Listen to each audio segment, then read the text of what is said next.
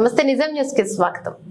తెలంగాణ పర్యాటక రంగ అభివృద్ధి చేయూతనివ్వాలని కేంద్ర పర్యాటక శాఖ మంత్రి గజేంద్ర సింగ్ షెకావత్ ను రాష్ట్ర టూరిజం సాంస్కృతిక శాఖ మంత్రి జూపల్లి కృష్ణారావు కోరారు. శనివారం ఢిల్లీలోని గజేంద్ర షెకావత్ క్యాంప్ కార్యాలయంలో ఆయనతో మంత్రి జూపల్లి సమావేశమయ్యారు. తెలంగాణలో టూరిజం అభివృద్ధికి కావాల్సిన వనరులు పుష్కలంగా ఉన్నాయని జూపల్లి తెలిపారు. పర్యాటక అభివృద్ధికి నిధులనిస్తే టూరిజాన్ని కొత్త పుంతలు తొక్కిస్తామని ఆయన వివరించారు. దీనిపై కేంద్ర మంత్రి షెకావత్ సానుకూలంగా స్పందించారు. తెలంగాణ టూరిజం అభివృద్ధికి సంపూర్ణ సహకారం అందిస్తామని చెప్పారు. అనంతరం మంత్రి జూపల్లి మీడియాతో మాట్లాడుతూ తెలంగాణ పర్యాటకాన్ని అభివృద్ధి చేసేందుకు అన్ని రకాల మార్గాలను అన్వేషిస్తున్నామని, ప్రత్యేక ప్రణాళికతో ముందుకు వెళ్తున్నామన్నారు. Eco water bodies, temple, health and wellness tourism కు తెలంగాణ అనుకూలంగా ఉందని, దీన్ని దృష్టిలో ఉంచుకుని వార్షిక బడ్జెట్ లో రాష్ట్ర ప్రభుత్వం నిధులు కేటాయించిందని చెప్పారు. తెలంగాణ పర్యాటక అభివృద్ధికి కేంద్ర ప్రభుత్వం సహకారం కూడా అవసరమని, నిధులు కేటాయించాలని గజేంద్ర సింగ్ షెకావత్ ను కోరినట్లు మంత్రి తెలిపారు. సీఎం రేవంత్ రెడ్డి నేతృత్వంలో నూతన పర్యాటక విధానం తీసుకువచ్చి తెలంగాణను దేశంలోనే మొదటి స్థానంలో నిలిపేందుకు కృషి చేస్తున్నామని పేర్కొన్నారు. మంత్రి వెంట తెలంగాణ పర్యాటక శాఖ ముఖ్య కార్యదర్శి వాణిప్రసాద్, పర్యాటక అభివృద్ధి సంస్థ ఎండి ప్రకాష్ రెడ్డి, ప్రభుత్వ ఆస్తులు ఆక్రమించిన వారిపై చర్యలు తప్పవు. అక్రమ కట్టడాలు కూర్చివేతలపై మంత్రి జూపల్లి కృష్ణారావు స్పందించారు. ప్రభుత్వ ఆస్తులు ఎవరు ఆక్రమించిన చర్యలు తప్పవని స్పష్టం చేశారు. ప్రభుత్వ ఆస్తి అంటే ప్రజల ఆస్తి అని కాపాడాల్సిన బాధ్యత ప్రభుత్వంపై ఉందని చెప్పారు. గత ప్రభుత్వం చేసిన తప్పిదాల వల్ల ప్రభుత్వ భూములు అన్యక్రాంతమయ్యాయని, భవిష్యత్ తరాల వారికి సంపదను కాపాడవలసిన అవసరం ఉందని, అందుకే వాటి పరిరక్షణకు చర్యలు తీసుకుంటామని వెల్లడించారు. ప్రభుత్వ వ్యవస్థలు తమ పని తాము చూసుకోకపోతున్నాయని, ప్రభుత్వం అధికారుల పూర్తి స్వేచ్ఛనిచ్చిందన్నారు. కేంద్ర మంత్రి, టూరిజం మంత్రి శ్రీ గజేంద్ర సింగ్ షెకావత్ గారిని కలవడానికి నేను, నాతో పాటుగా టూరిజం ప్రిన్సిపల్ సెక్రటరీ వాణిప్రసాద్ గారు, అట్లాగే ఎండి టూరిజం ప్రకాష్ రెడ్డి గారు, ఇద్దరు అధికారులు కలిసి రావడం జరిగింది. వారికి కలవడం జరిగింది వారి నివాసంలో.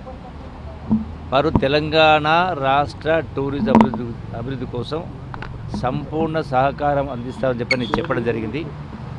ఈ రోజున తెలంగాణ రాష్ట్రానికి ఉన్నటువంటి ఈ టూరిజం అభివృద్ధి చేయడానికి ఉన్న అవకాశాలు వేరే రాష్ట్రంలో ఇంత పెద్ద ఎత్తున లేవు.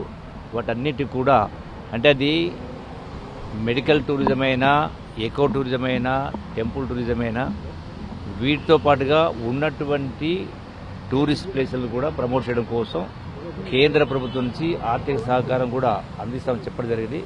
ఈరోజు రాష్ట్ర ప్రభుత్వం కూడా గతంలో కంటే ఎక్కువ నిధులు కేటాయించడం జరిగింది.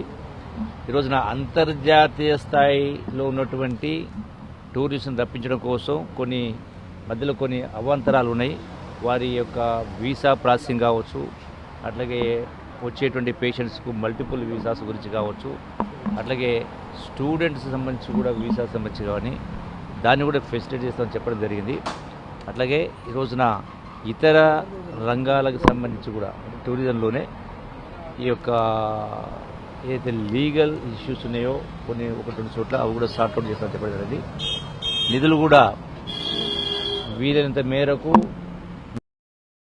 చెప్పడం జరిగింది. రాష్ట్రంలో, దేశంలో, అంతర్జాతీయ స్థాయిలో ఉన్నటువంటి టూరిస్ట్ రప్పించడం కోసం అన్ని రకాల మార్గాలను అన్వేషిస్తూ దానికి సహాయం అడగడం జరిగింది. దానికి వారు సంపూర్ణంగా సహకరిస్తారని చెప్పడం జరిగింది. తెలంగాణ రాష్ట్రం ఈ రోజున 9వ స్థానంలో ఉంది. జాతీయ స్థాయిని పోల్చుకుంటే తెలంగాణ రాష్ట్రం టూరిజం ప్లేస్లో 9th ప్లేస్లో ఉంది. ఈ 9th ప్లేస్ నుండి తెలంగాణ రాష్ట్రాన్ని 1-2 స్థానాలకు తీసుకురావడానికి మా వంతు ప్రయత్నం చేస్తూ ఉన్నాం. డెఫినెట్గా మాకు పూర్తి నమ్మకం ఉంది. రాష్ట్ర ప్రభుత్వం కూడా, గౌరవ ముఖ్యమంత్రి రేవంత్ రెడ్డి గారు కూడా దీనికి సంపూర్ణ సహకరిస్తూ ఉన్నారు. నిర్ణయాలు తీసుకోవాల్సిన అవసరం ఉంది, మార్కెటింగ్ చేయాల్సిన అవసరం ఉంది, నూతన సాంకేతిక పరిజ్ఞానాన్ని పూర్తిగా తెచ్చుకోవాల్సిన అవసరం ఉంది. కాబట్టి తప్పకుండా ఈ రోజున కేంద్ర మంత్రి గారిని కలవడం మూలాన మన రాష్ట్రాన్ని కూడా మేలు రావడం జరిగింది. వారు స్పెసిఫిక్ అనేది చాలా ఒక అంశం కాదు, వారికి 3 విషయాల్లో రిప్రజెంట్ ఇవ్వడం జరిగింది. Ongoing projects and new projects కోసం సహకారం, రెండవది ఈ యొక్క ఎకో టూరిజం గురించి దానికి సపోర్ట్ అడగడం జరిగింది, అట్లాగే మెడికల్ టూరిజం గురించి కూడా కేంద్ర ప్రభుత్వం సహకారం జరిగింది. ఈ 3 రంగాల్లో కూడా వారు సంపూర్ణ సహకారం ఇస్తే చెప్పడం జరిగింది. Thank you very much. Okay, అన్ని లేక్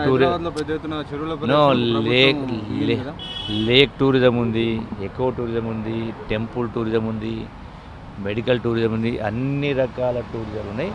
చాలామందికి తెలియక కూడా రావడం లేదు. ఆ ప్లేసెస్లో కొన్ని కనీస వసతులు కూడా ఏర్పాటు చేయాల్సిన అవసరం ఉంది. వాటి ఏర్పాటు చేస్తూ అన్ని వర్గాల ప్రజల్ని, అంటే ఇలా ప్రపంచం నుంచి రప్పించడానికంటే మొదలు మన రాష్ట్రంలోనే 4 కోట్ల జనాభా ఉంది. ఒక హైదరాబాద్లోనే 1,40,00,000 జనాభా ఉంది. దేశంలో 140 కోట్ల మంది ఉన్నారు. సో వీళ్ళని రప్పించడానికి అన్ని రకాల ప్రయత్నాలు చేసి అన్ని వర్గాల వాళ్ళు, అంటే ఉద్యోగస్తులు కావచ్చు, విద్యార్థులు కావచ్చు, ఐటీ ఎంప్లాయీస్ కావచ్చు, ఈవెన్ అంటే లోయెస్ట్ లెవెల్ గ్రామ స్థాయిలో.